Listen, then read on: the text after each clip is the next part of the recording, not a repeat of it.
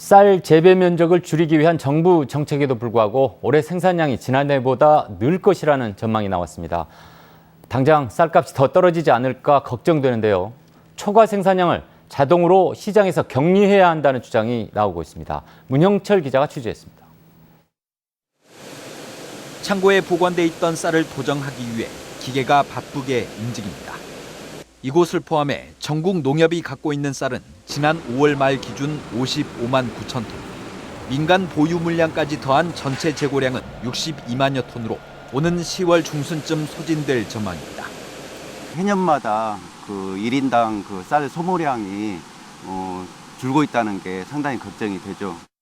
올해 예상되는 쌀 생산량은 지난해보다 0.2% 증가한 388만여 톤. 종자로 사용되거나 정부가 매입할 물량을 제외해도 초과 공급량이 최대 18만 톤에 달할 것으로 전망됩니다.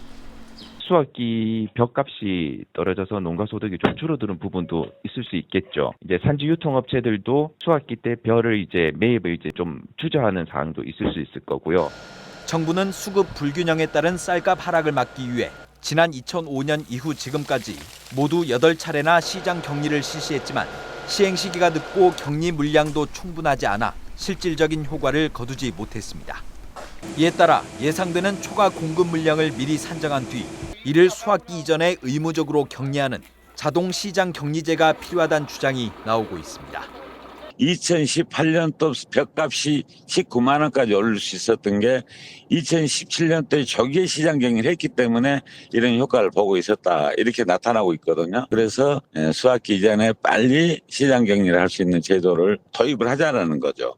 반면 재고 처리 대책이 명확하지 않은 상황에서 정부 부담이 가중되고 오히려 쌀 과잉 공급을 부추길 수 있다는 우려도 만만치 않습니다.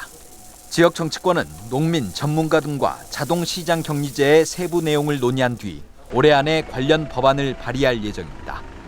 MBC 뉴스 문형철입니다.